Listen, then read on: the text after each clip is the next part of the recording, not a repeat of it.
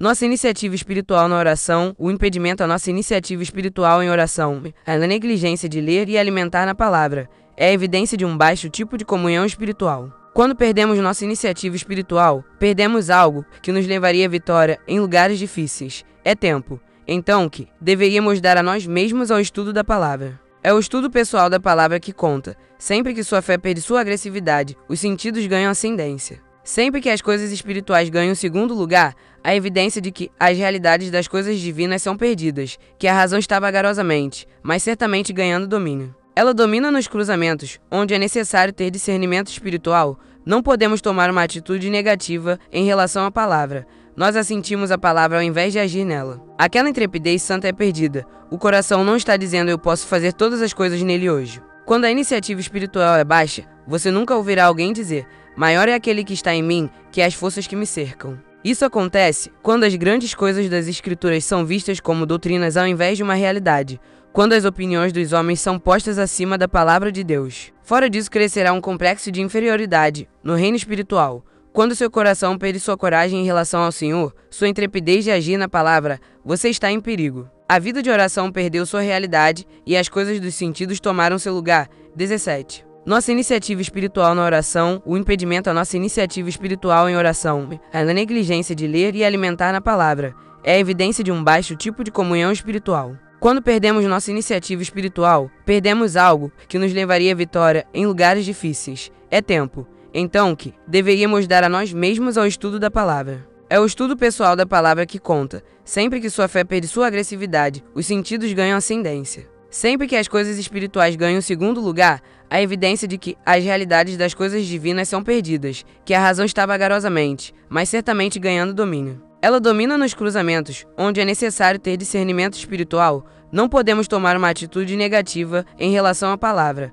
Nós assentimos a palavra ao invés de agir nela. Aquela intrepidez santa é perdida. O coração não está dizendo eu posso fazer todas as coisas nele hoje. Quando a iniciativa espiritual é baixa, você nunca ouvirá alguém dizer: maior é aquele que está em mim que as forças que me cercam. Isso acontece quando as grandes coisas das Escrituras são vistas como doutrinas ao invés de uma realidade, quando as opiniões dos homens são postas acima da palavra de Deus. Fora disso crescerá um complexo de inferioridade no reino espiritual.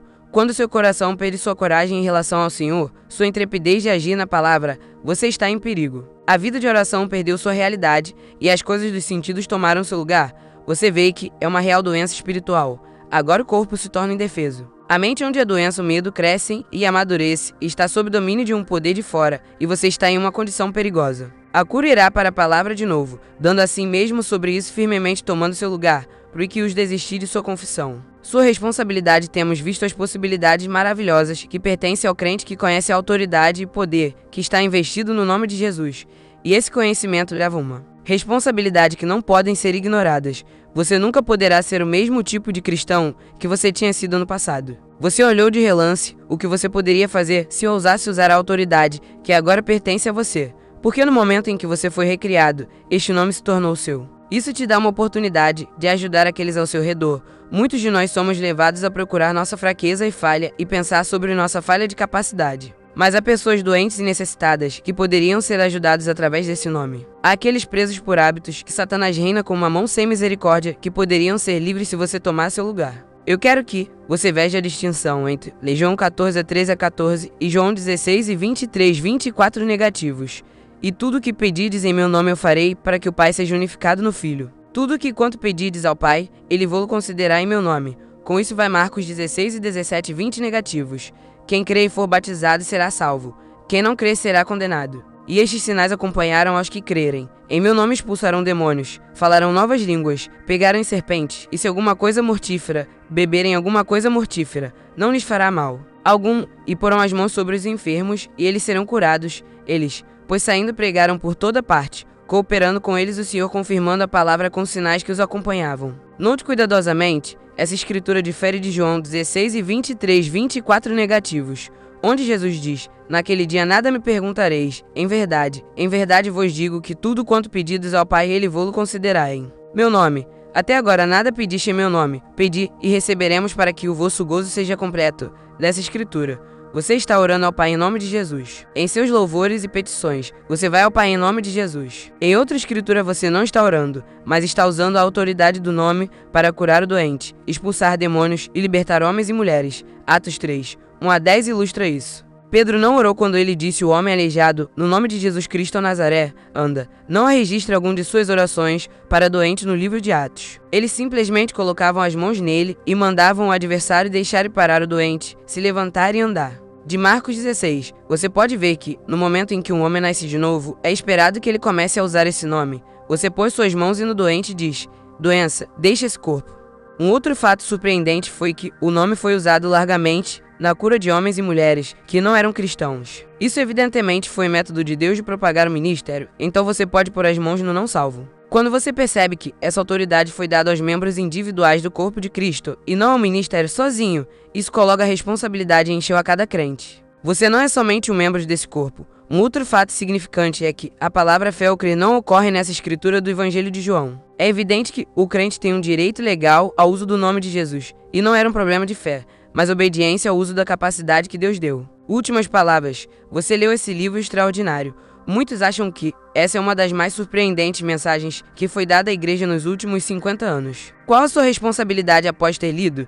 Você não nos ajudará a dar essa mensagem aos homens e mulheres que precisam dela tão desesperadamente. Esse livro mudou a vida de oração e o pensamento de centenas de milhares de pessoas, as primeiras 10. Zero Edições é dito ter mudado a vida de oração de toda a costa pacífica, onde quer que essa verdade foi. Não seria possível para você convidar alguns de seus amigos à sua casa e começar uma aula bíblica, indo através desse livro e lendo cuidadosamente com sua Bíblia em suas mãos? Você também poderia lê-lo ao longo com meus outros livros. Uma lista dos meus outros livros é encontrada na última página. Esses livros servirão para você ensinar a palavra de tal forma que você possa se tornar uma bênção para o mundo. Se alguém entende o que está escrito nesse livro, ele nunca precisa para viver uma vida de derrota. Escrevam para nós quais são suas reações e se você gostaria de nos ajudar a distribuir esse tipo de literatura. Você deveria ler O Pai e Sua Família, um livro que revela uma concepção a verdadeira de nossa redenção. Este livro é uma exposição emocionante do poder e autoridade vestido no nome de Jesus e o direito do crente de usar este nome. Esse livro tem mudado a vida de oração de multidões. Se você deseja poder na oração, este livro é imprescindível. Ele emocionará você e lhe surpreenderá quando você descobrir o que é em Cristo e o que Cristo é você. Não seja cristão fraco, derrotado e descubra que a palavra tem a falar sobre você. Quais são seus direitos e privilégios como um crente? Apesar de ter sido chamado para o lar para estar com o Senhor em 1948, os escritos do Dr. E.W. Kenyon continuam a emocionar e excitar a fazer a palavra de Deus uma realidade viva. Ninguém que leu seu livro com a mente aberta pode ser o mesmo. Eles são uma poderosa revelação da revelação de Paulo e são as bases para toda a vida de ensinamento mais profundo num reavivamento que está varrendo o mundo hoje. Fim do livro. Obrigada.